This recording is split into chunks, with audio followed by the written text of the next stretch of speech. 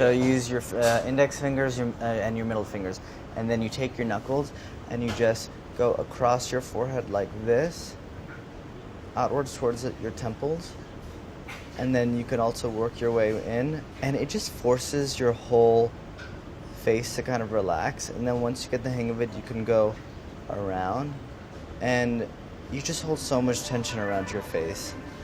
And it's just good to do this. I like to do it in the morning, sometimes when I'm just like tired of my colleagues.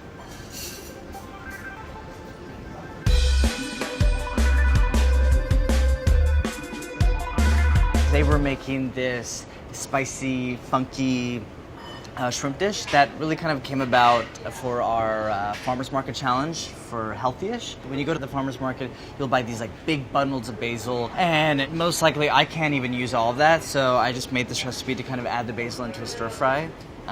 It's a really easy dish, and I'm going to show you how to make it. So the marinade for the shrimp is fresh chilies, a lot of garlic, fish sauce, and a healthy amount of sugar. Maybe not so healthy amount of sugar. You need the sugar for caramelization, and to kind of, it provides a lot of balance from the funk of the fish sauce and the heat from the chilies. So first, the marinades, it's all gonna happen in a blender. 3 Fresno chilies. I use red chilies just for the color. You could use green chilies if you want. And I'm just gonna give them a coarse chop.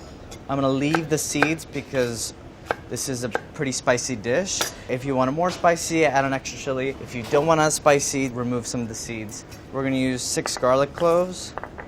The garlic is also something you should be looking at the farmer's market.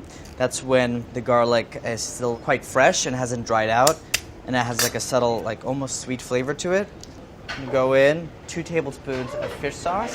It's pretty concentrated, so actually 2 tablespoons doesn't sound like a lot, but it's a lot. 3 tablespoons of oil, 1 teaspoon of salt, and a 1/4 cup of white sugar. Again, that's gonna make the shrimp caramelize really nicely, and it provides a nice sweet flavor, and it's balanced with all the kind of aggressive flavors from the chilies, garlic, and fish sauce. So I'm just gonna blend this up.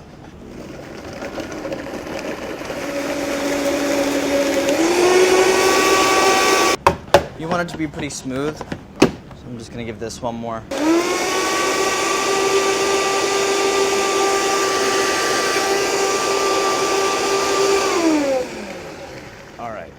Whew.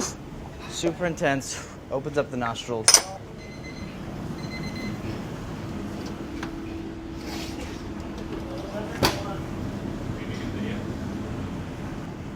What?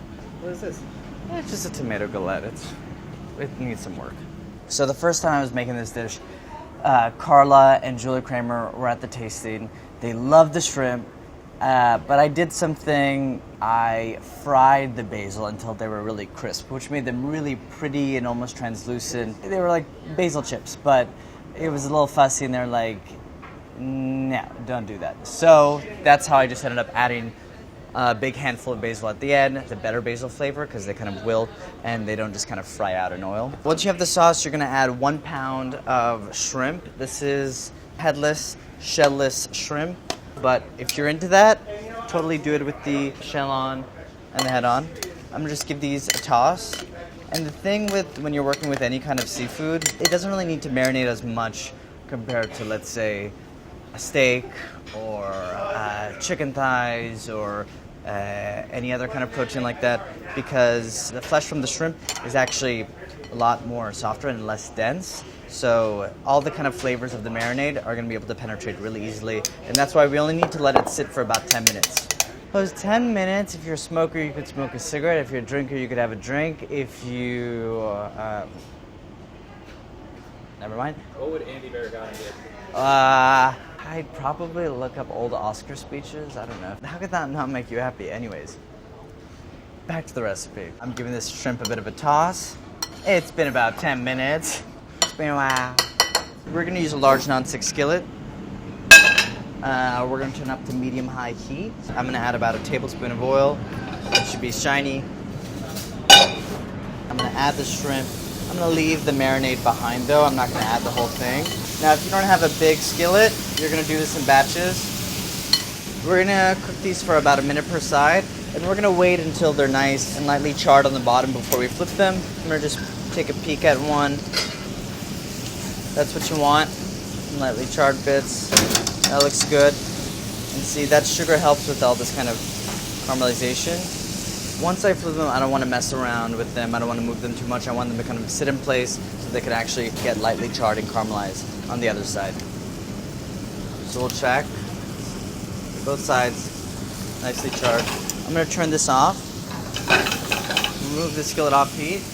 Take my bowl of basil. This is about 2 cups of basil. These are small leaves, so I don't have to tear them up. And give it a light toss. Smells amazing. I do it off heat because you really just need the residual heat to wilt the basil, and I want the basil to kind of stay green. I don't want it to darken. Now I'm going to take 1 lime. I'm just going to cut around. Some people do wedges. I like to do these little weird pieces like this. Because of the sugar, you get this kind of, not necessarily a crust, it's like these kind of sticky pieces that are like sweet, spicy, funky, and addictive.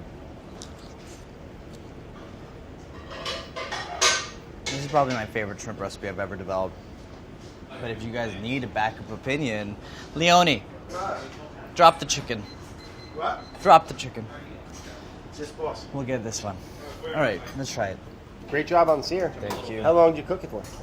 Minute on one side, maybe, and like maybe 40 seconds on the other. Good snap. I think the biggest thing people mess up with shrimp is they overcook it. Oh, big time, yeah. I mean, this should happen in like 2 minutes. Right balance of heat and sugar. Yep. And that combo I think is great on shrimp. Yeah, I could eat about 85 of these. Awesome. It's weird. I think people think that the two of us, Brad and myself, don't get along, but he's like the uncle and I'm the dad of the test kitchen, and we're brothers. No, Morocco's the real dad. I'm the dad. D with a Y. That's all.